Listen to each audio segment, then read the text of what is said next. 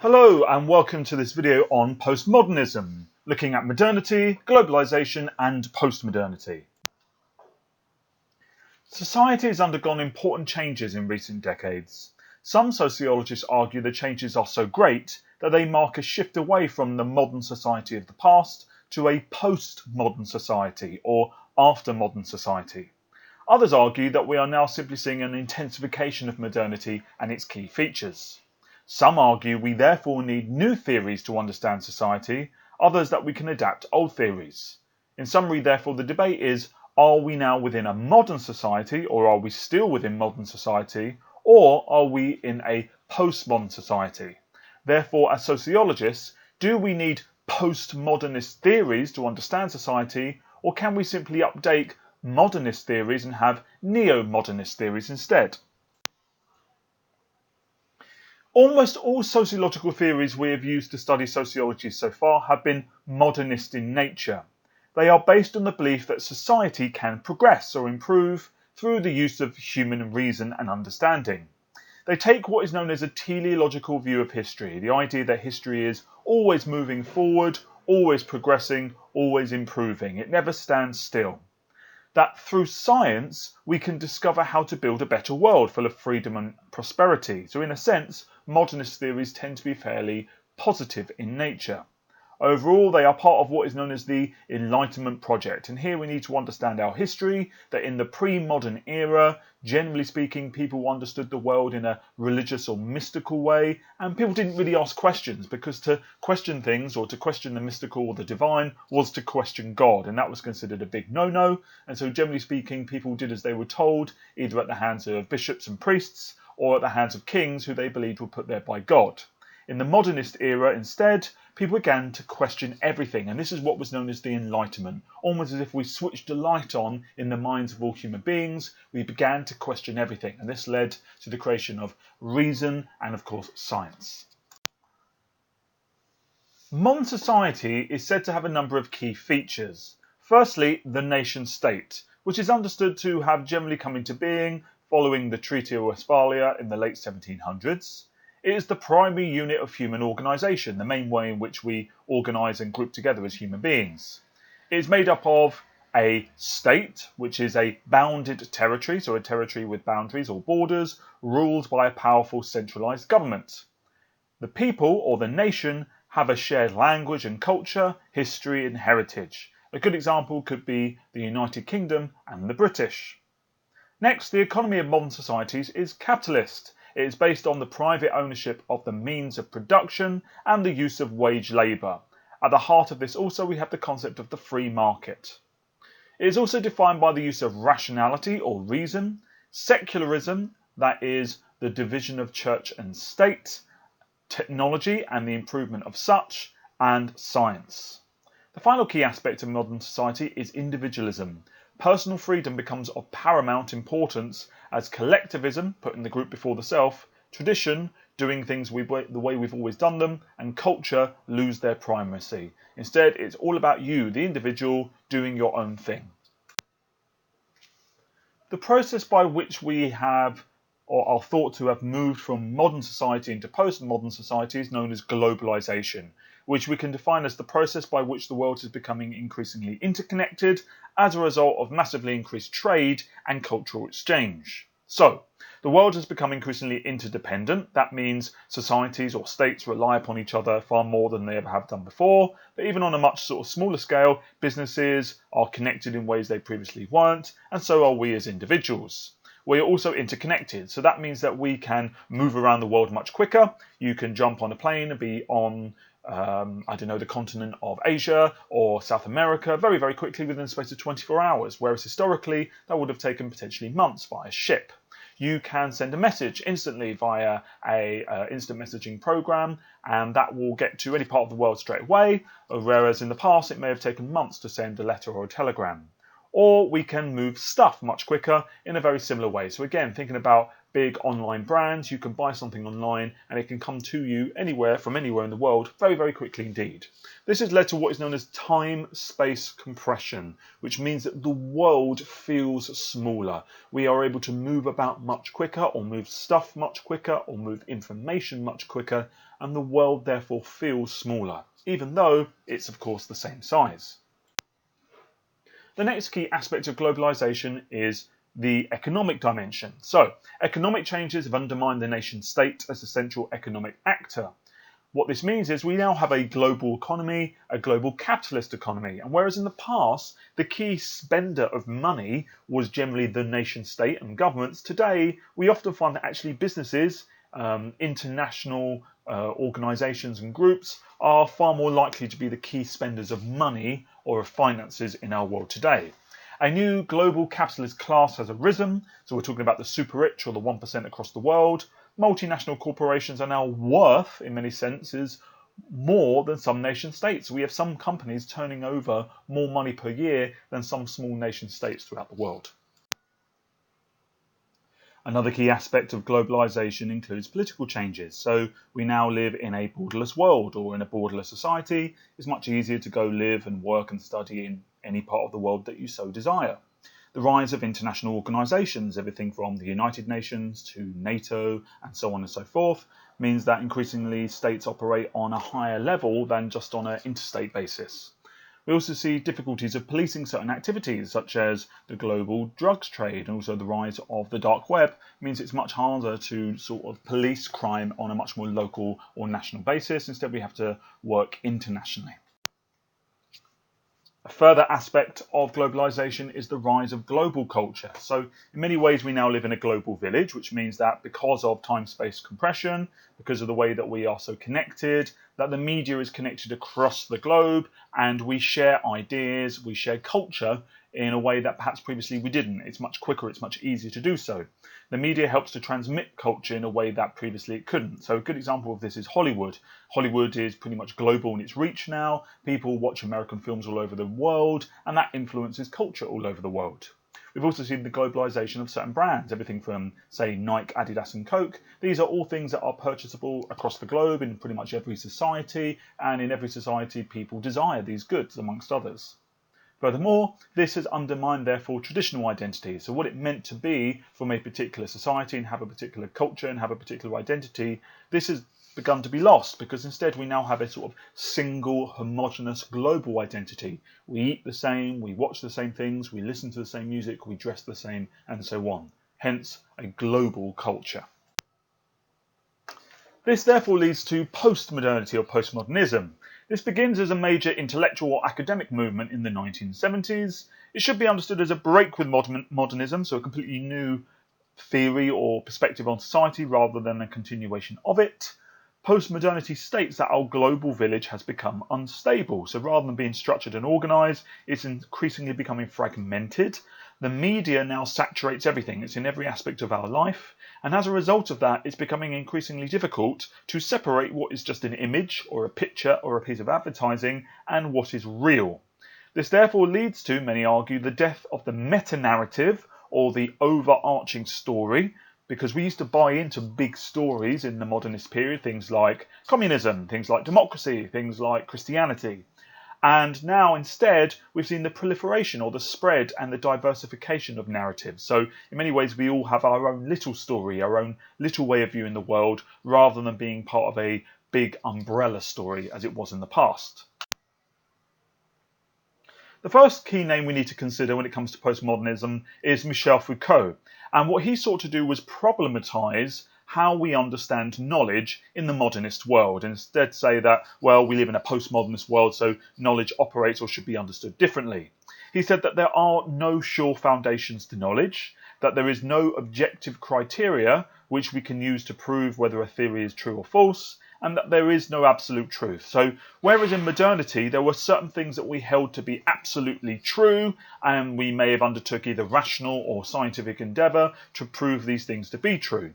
Foucault decides to problematize that and say, actually, there is no one thing we know to be absolutely true. Everything is just a person's opinion, that whilst there may be evidence that seems to suggest something to be true, all that means is we haven't found evidence yet that someone else says something else. And often he said that really all truth is the powerful telling us what truth is, rather than every individual getting to decide what their own truth is. So once again, there is no absolute truth. Everything is subjective. If objective truth is dead, this means the modernist project of achieving progress through scientific knowledge is dead. Because if we can never know what truth really is or prove any one thing to be true, how can we ever really progress or move on? There is no concept of improvement, it's just lots of different opinions bouncing around. He also said that any all-embracing theory, such as Marxism or Christianity or liberal democracy, is simply a meta-narrative, an overarching story. It's simply one person's view of reality. So for Marxism, really it's just Karl Marx saying some stuff. For Christianity, it's really just Jesus Christ saying some stuff. For liberal democracy, it's really just sort of Western politicians saying some stuff. And there's no reason why we have to hold those ideas to be absolutely true. Instead, they're just those people's opinions. There's no reason why we should understand them to be more or less true than any other opinion. What this means, therefore, is that all views are true for those who hold them. So you will have your views and I will have my views. Your views are true for you, my views are true for me. But of course, they may be completely opposite in their view of the world. All accounts of reality are therefore equally valid. So whilst it's true and valid for you, it's therefore true and valid for me to have my own position on things, my own view of things. We should therefore recognise and celebrate the diversity of views rather than seek to impose one view. So actually, it's about saying that it's okay to have different views. We don't all have to agree all of the time. There is no one thing which is absolutely true. Instead, we all have our own personal truths. In many ways, we could understand this as the democratisation of truth, or relativism, which is the truth is relative to you, is relative to me, is relative to everyone else in the world. So in a sense, truth has been democratised. The second key name we need to know is Jean-Francois Lyotard. He argued that if knowledge isn't about truth, well, we need to question therefore what it is about. He said it's just ways of seeing the world. And that, again, this is preferable to modernity, where in the past some regimes or political groups or governments have sought to impose single versions of the truth. So we could look at, for example, Nazi Germany, where Hitler's Nazi party and Nazi government sought to impose a single view of the truth concerning things such as the master race and fascism. Whereas in the Soviet Union, we had Stalin, who sought to impose his particular brand of state capitalism or communism and sought to impose the view that everyone should adhere to his particular rules about how society should be organised. Or we could go back even further and think about things such as the witch hunts which took place in parts of Europe and in the United States, and how these were essentially different forms of Christianity trying to impose a view of the truth about the role of women in society. Or we can even think about the Spanish Inquisition and how that operated in Spain, again trying to uphold a particular branch or brand of Roman Catholicism. Postmodernity, therefore, allows a multiplicity of truths, various different versions of the truth, ultimately infinite different versions of the truth. And this helps give voices or a voice to the marginalised and minority groups in society, because it's saying rather than there being one truth and everyone must adhere to it, there are loads of truths and everyone gets their own truth and everyone gets to decide what their own truth is. So in a sense, this is a positive thing, because again, it's the democratisation of truth. The third key name we need to be aware of is Jean Baudrillard and his concept of simulacra. He said that society is no longer based on the production of material goods as it was in modernity, but instead is on the production of knowledge or selling knowledge, which he referred to as ideas, signs and images. Now in the UK we have a tertiary economy or a service economy where in many ways we sell exactly that. We sell knowledge. So people who have knowledge of, say, financial services or of banking, or people who have knowledge of, say, how to build websites and how to program, people who, say, have the knowledge of academics and how to teach. All of this is selling ideas, selling signs or selling images.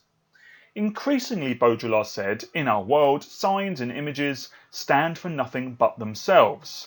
So here we need to think about the example of, say, advertising, and how advertising is essentially just an image or a picture or a sign. And over time, what's started to happen is sometimes those images and pictures and signs have become worth more than the thing that they were initially selling. So we do have examples today where actually, let's say, retro advertising or vintage advertising is almost worth more than the products that they originally advertised.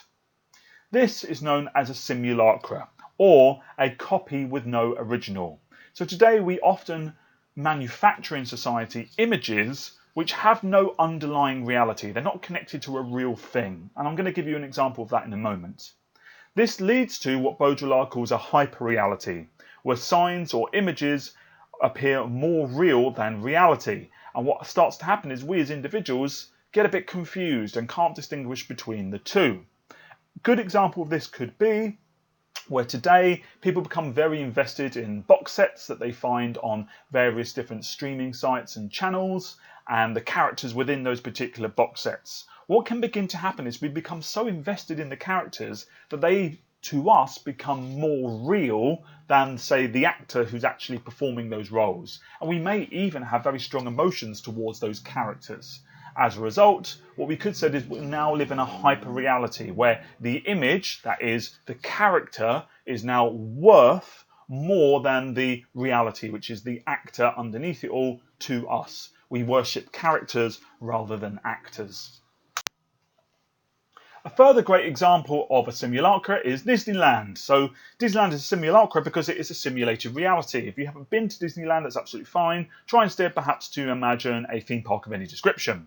Now, Disneyland is artificial in so much as that what it represents there is not real. There is no magic kingdom. It does not actually exist in the real world. But of course, it is physically real because you can go up and touch Cinderella's castle. But there is no Cinderella's castle. It's an image. It's a sign that represents something that does not exist.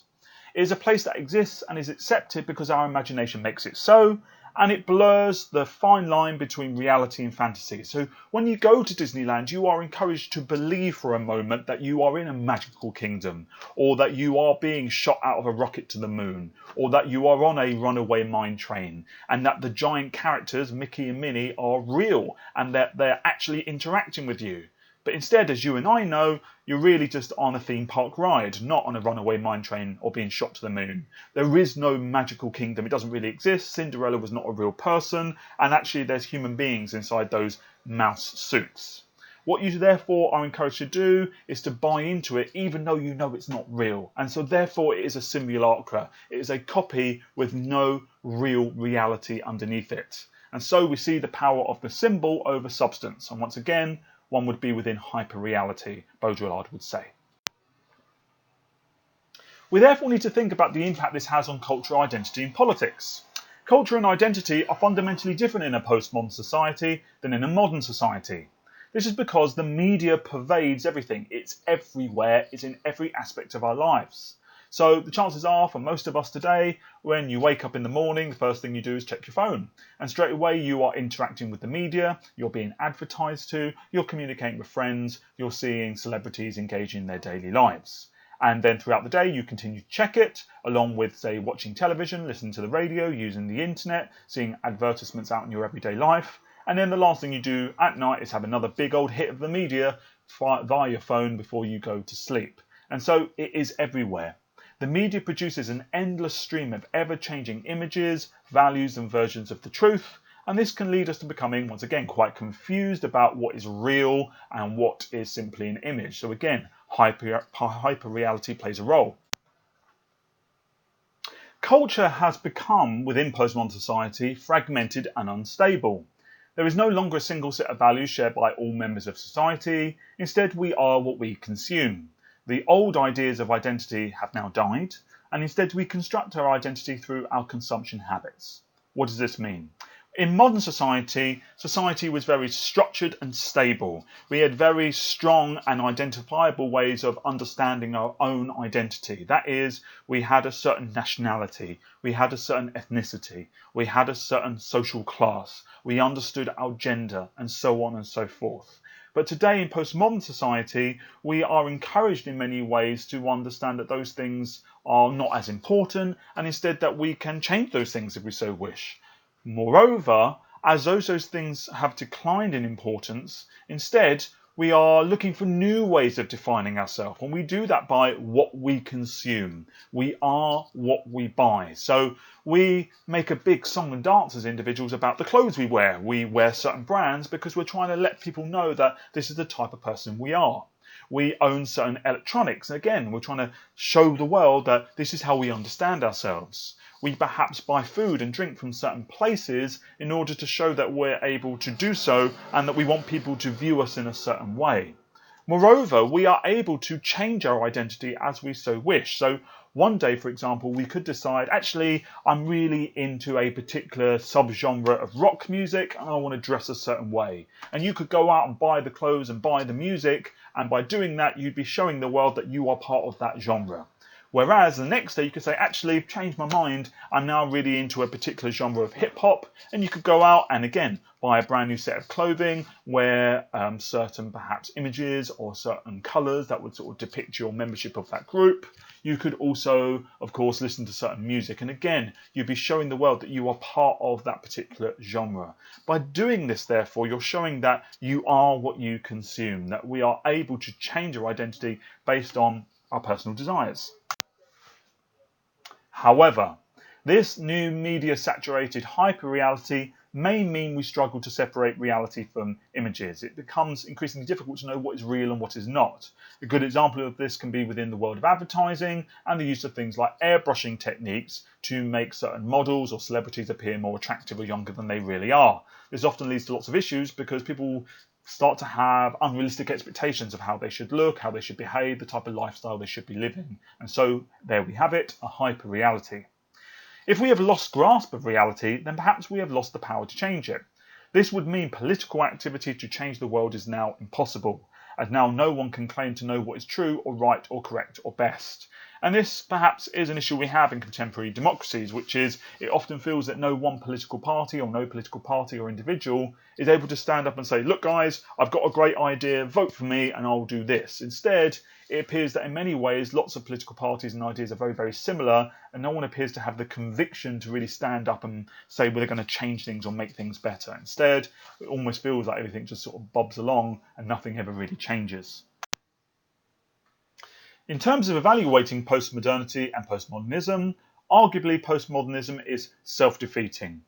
Postmodernism claims that there is no absolute truth. Why should we believe a theory that claims that no theory has the truth? So, in that sense, it's defeated itself. It told us don't believe in Marxism or functionalism or feminism because they're just theories, they're just meta-narratives, they're one person's version of the truth. But surely we can just hold up a mirror and say, well, hold on, postmodernism, aren't you just a theory? In which case, it's self-defeating. Furthermore, arguably postmodernism is quite pessimistic. It argues that objective knowledge is impossible and cannot improve society, but surely even if theories cannot be proved absolutely true, they can still act as a guide towards a better reality. Surely we can still make the world a little bit better, even if we cannot absolutely claim that there is an absolute truth and it will make everything absolutely better. In terms of Marxist criticisms, here we have the work of Philo and Miller.